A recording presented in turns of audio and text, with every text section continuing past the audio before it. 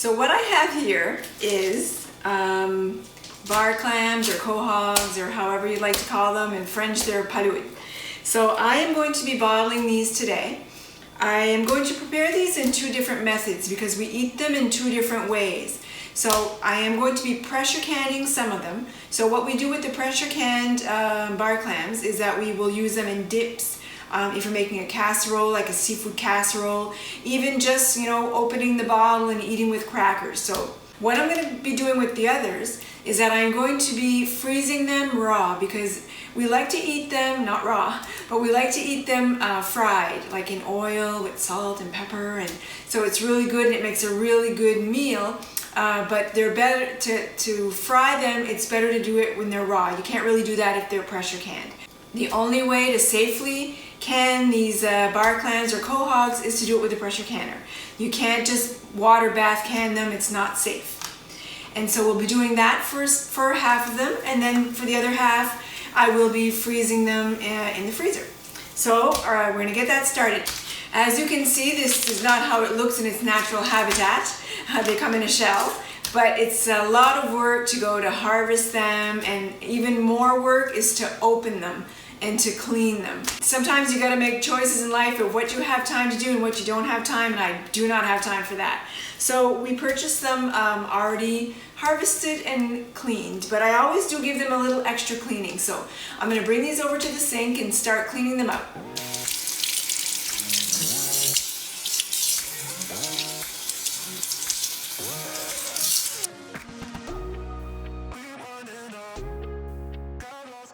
Once you've got them nice and clean, there are two things that need to happen.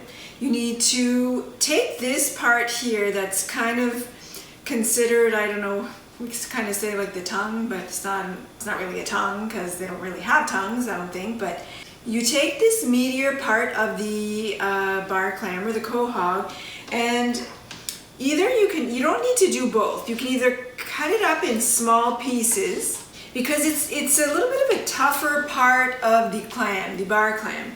So cutting it up will make it really tender during the pressure canning process. It's already going to break up quite a bit.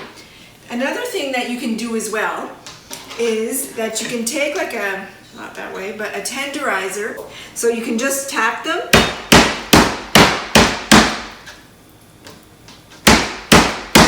To get them tender. So either one you do is fine, whatever you prefer.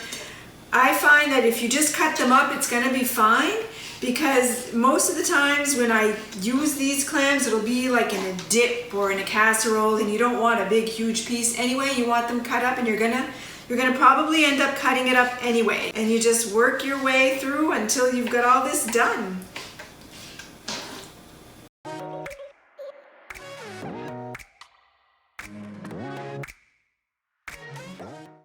So because my clams are not hot, I don't have everything hot, like my bottle's hot. I've barely got my canner on, warming up, because I don't want anything to break. So I'm just gonna put these in the water bath canner with everything not quite boiling hot, just because I don't want anything to break. I do, however, warm the caps, so those need to be warm.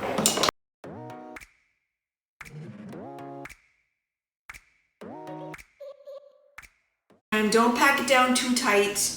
Make sure that it's got plenty of room to process. What you can do as well, I make like a salt solution, like a brine solution, and I pour them inside of my jars, and that's how I get that going.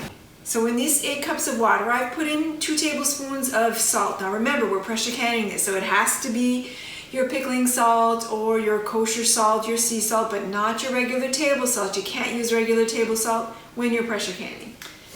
So once you've got your clams inside of the jars, you want to just add your solution. Once you've added your solution to your jars, you want to make sure that you remove all the air bubbles from your jars, and then you can readjust the liquid. You have to leave 1-inch headspace. Once that's done, what you need to do next is to clean the rim of your jar. And when it comes to doing seafood or meat, anything like that, you need to use vinegar and not water to clean the rim of your jar. So the vinegar helps break down the fat and it ensures that your jars will properly seal. Then you're going to place your warm caps on top of your jars. Your rings on fingertip tight as usual. And you're going to transfer that over to the pressure canner.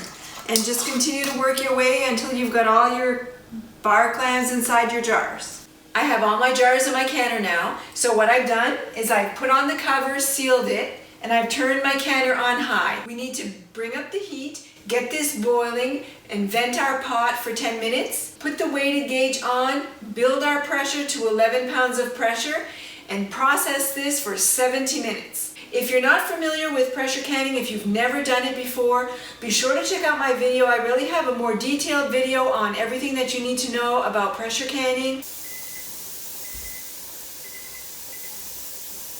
So I've got a good stream of steam coming out of here. I vented the pot for 10 minutes. So now we need to build up pressure. The button has come up. I'm going to put the weighted gauge on. It's going to be a little bit quieter. And so we're going to build the pressure until we get to 11 pounds of pressure. It's getting close to 11 pounds of pressure. I'm going to gradually bring the heat down, but not too much because I want it to get to 11. Now that it's at 11 pounds of pressure, we need to time this for 70 minutes.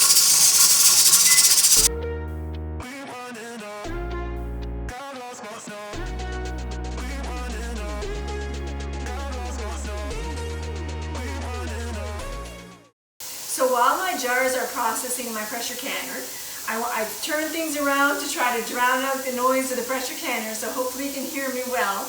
And I'm going to show you what I'm going to be doing with the rest of these bar clams. I'm just going to be freezing them raw so that when I want to have a quick meal, I can thaw them out and then use them. So you need to start by filling your jars, leaving a really generous headspace because you don't want this to break while they're in the freezer freezing. And then you add your brine. So your brine, once again, I just did the same recipe with 8 cups of water and 2 tablespoons of salt. Now here we're freezing. You can use whatever kind of salt that you've got on hand.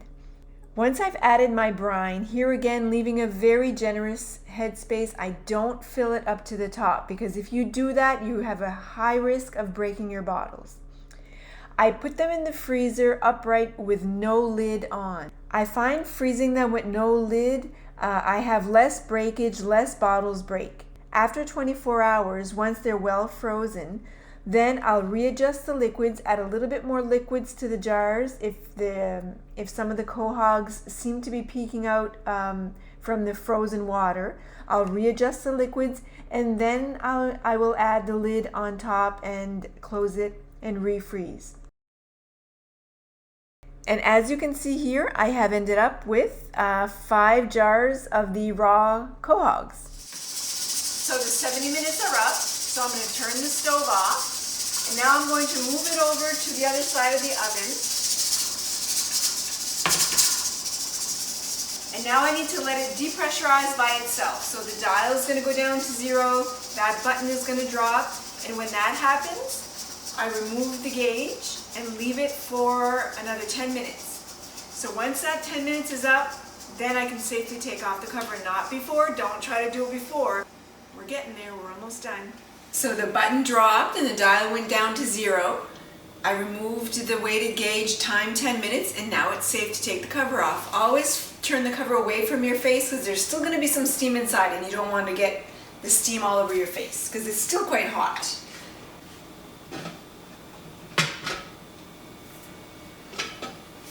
So once you remove the cover, you still need to wait another 10 minutes. There's only 10 minutes left, and after that we can take it out of the pot.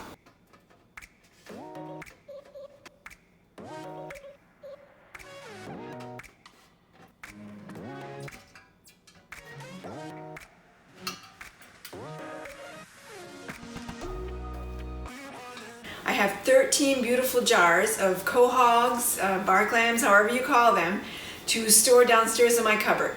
Once they're properly processed, these can keep for a year and even more. Just leave them in a cool, dry, dark environment and they'll be great. You have to leave them there for 24 hours, don't touch them, and after the 24 hours are up, remove your rings. You don't store them with these on. Make sure to write on top of the cover what's inside and the year that you processed them, because time goes by pretty fast and you don't want to forget what you have inside of your jar. And I also have the 5 that I have downstairs in my freezer as well, that as soon as I put the covers on, I will be able to mark the date as well and what's inside. Because once they're frozen, I'm afraid they're going to look like scallops inside the bottles, and I have those frozen in my freezer as well. So I just want to make sure that I don't get confused. So if you've liked this video, if you like my channel, don't be shy. Hit that subscribe button, hit the notification bell so you'll be notified when I do have new content out, and be sure to check back again soon.